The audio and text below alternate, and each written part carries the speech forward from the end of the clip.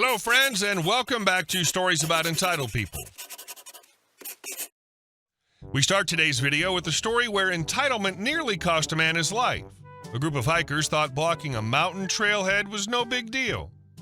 But before we begin, best way to support our channel is to leave comments, like, and subscribe with the turned-on bell so you don't miss the new video every single day. Here we go. Entitled hikers thought they could park anywhere. This is a story from my good buddy who works search and rescue in a small mountain town. He's one of those people who practically lives outdoors, and when the pager goes off, he drops everything and heads out, rain, shine, or snowstorm. One day, his team gets a call for an injured hunter. The man has taken a spill on rough terrain. He was tough as nails and had managed to limp his way toward the main trail, but there was no way he was making it all the way back to the road on his own. The team needed to meet him halfway with equipment and four-wheelers. So my buddy and the rest of the crew load their ATVs into trailers, grab gear, and head out. It's business as usual, until they roll up to the trailhead. That's when things get interesting. Right in front of the gate, the only gate that gives access to the hunter, is a truck parked sideways, blocking the entire road. Not just a careless mistake, the thing is positioned like someone wanted to make absolutely sure nobody else could get through. Now, in case it's not obvious, if you block a trailhead, you're potentially blocking emergency access. It doesn't matter if you're just hiking or didn't see a sign. If search and rescue or fire crews can't get through, lives are on the line. The team tries to problem solve at first, honk, wait, call around, no dice. The truck is locked and deserted, so they do what they have to. They call in a tow truck, which, because of the remote location, takes nearly an hour to arrive. That's an hour of daylight burned, an hour the hunter's sitting injured in the woods waiting for help.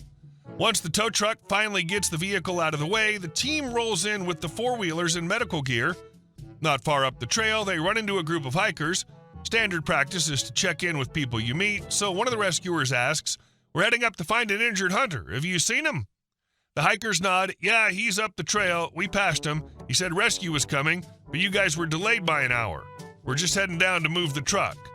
Bingo! The truck blockers reveal themselves. The rescuers let them know, matter-of-factly, "Well, your truck's already been towed. Here's the number you can call to get it back." The hikers go pale. Then the outrage starts. "What? How could you do that? How are we supposed to get back now?" The rescuers just shrug. "I don't know, maybe try a taxi or call the police for a ride? Up to you." Paraphrased, but you get the idea. You'd think that'd be the end of it, but no, the entitlement didn't stop there. As if they hadn't already delayed an entire rescue operation with their selfish parking, one of them actually had the nerve to ask, "Well, can you give us a ride back down?" The rescuers didn't even hesitate. No. Because here's the thing. They weren't about to waste precious time chauffeuring the very people who'd put the hunter in more danger by blocking the gate. Their job was to save the injured man, not bail out entitled hikers who couldn't be bothered to think before they parked. The team kept moving, eventually reaching the hunter and getting him safely down the mountain. Meanwhile, the hikers were left to figure out their own way back, minus their truck, which was now sitting in an impound lot with a hefty fine attached.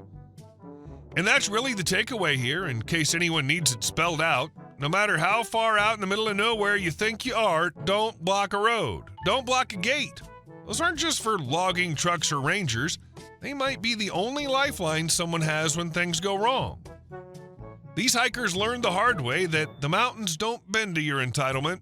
And the hunter? Thanks to the team finally getting through, he made it out okay. Wow. Hopefully that hunter wasn't gravely injured. If so, they should be held responsible in some way for delaying his rescue. And our second story.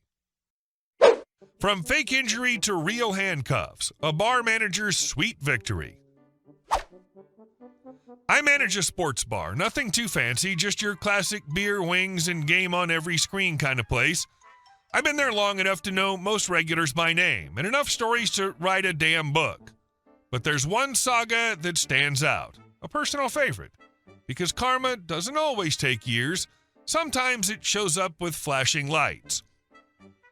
About 5 years ago, we had a lawsuit thrown at us by a woman, let's call her Jen. She claimed she slipped on the floor and broke her leg. Thing is, there was zero evidence of this.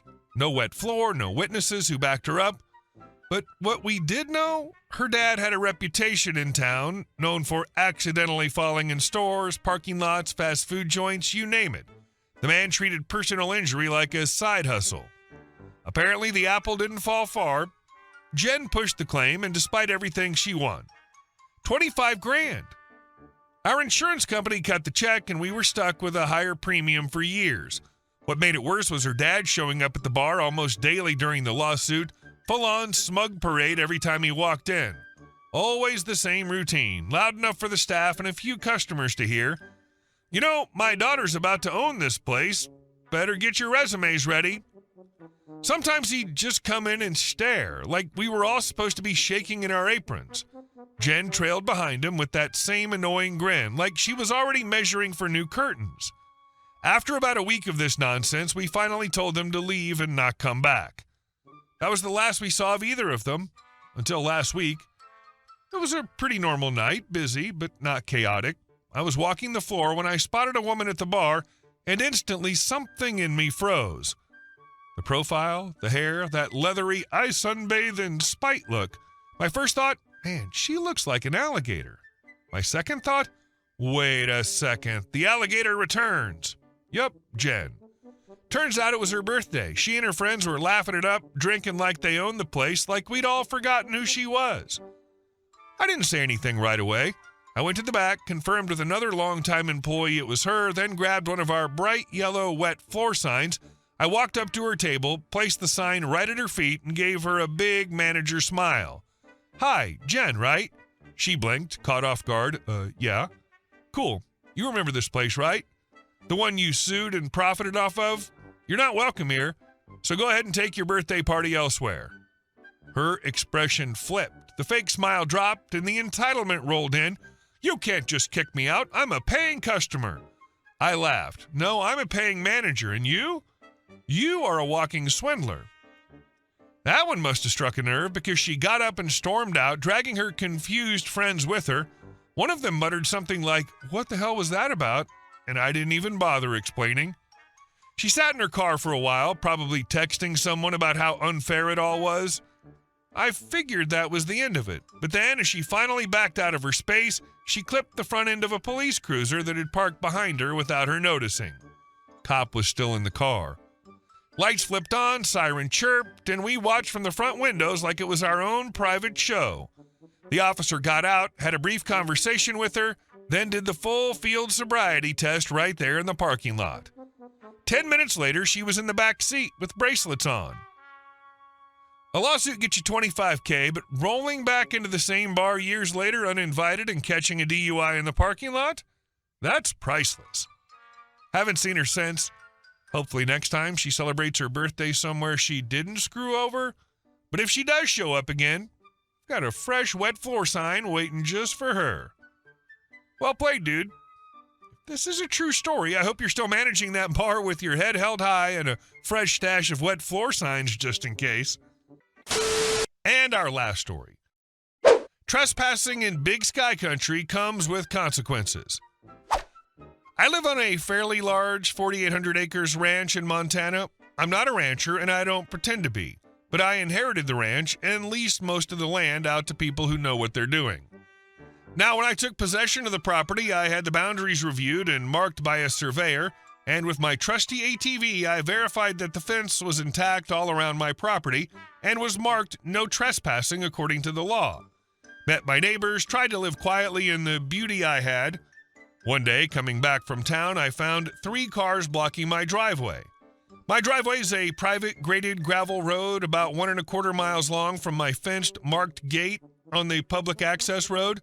Nobody around, and because of the way the road was built with drainage ditches on either side, no way to drive around them. And no way to drive past them. But I was about 3/4 mile from my house. I climbed up on my truck to see if I could see anyone around. No joy.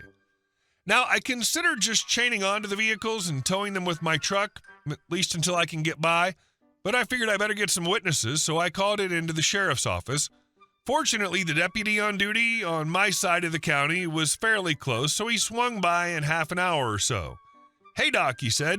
I'm an emergency physician in the local hospital and know most all of the emergency responders. "Bob, how's Charlie?" his teenage daughter, who I'd seen a few months earlier in the emergency department, doing. "She's back to normal, thanks," he said. "What's up?" I pointed to the vehicles. "I came back from town and found these cars parked here. I don't know whose they are, can't get past them, and can't see anyone around here. I'd like to get past them to get to my house.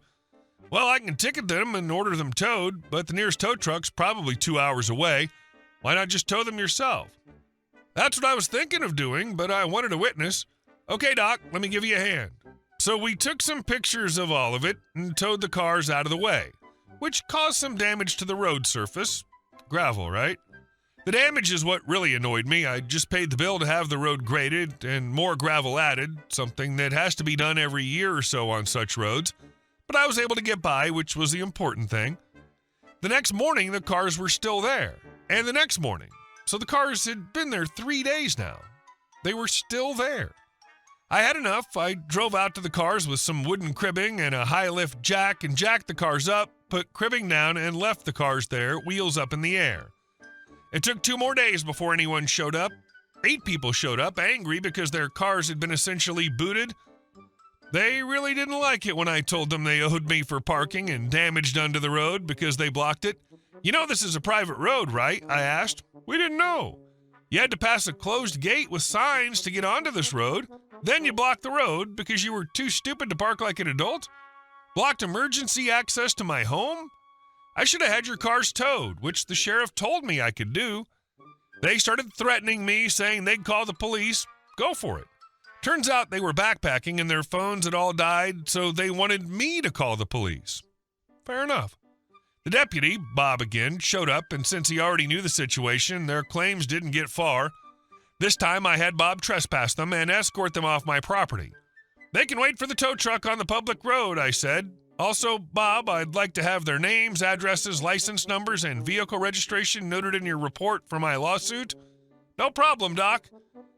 He took them to the public road, 3 trips, called a tow truck, which took 4 hours to arrive, $500 fee per vehicle to lower them. I got the cribbing back and towed them off my property to the public road. They were still trespassed. About a month later, I received notice they were suing me. Fair enough. I counterclaimed them. In the local court, they were from Denver, which is a drive away. My lawyer laughed at their claims, so did the judge, and they were very unhappy when he ordered them to pay for resurfacing the road again, plus storage and punitives. They threatened to appeal. My lawyer explained they were welcome to do so, but the appeal would still be in Montana, in the state Supreme Court. Montana doesn't have an intermediate appellate court in Helena. In likely 3 years before it's scheduled, plus legal fees on their end, and their odds of losing were pretty high. Plus, we'd be including more legal charges, plus charges for their camping on my land, damages, etc. I found at least one campsite where they left trash around, including an envelope with their name on it.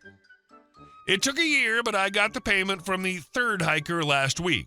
I decided that the money will go to help pay for my annual summer barbecue for the county's emergency responders. 2 days of smoked brisket and the trimmings, games for the kids, swimming in my pool or my stream, and whatever. I do this every year since it's a small town. Small town living. So much better than the big city I originally came from. So they just randomly parked on a private drive and went camping on private property for like a week? That's crazy. Doesn't Montana have campgrounds, and hiking trails and all? Hey guys, thank you all for watching the video. I'll see you in the next one.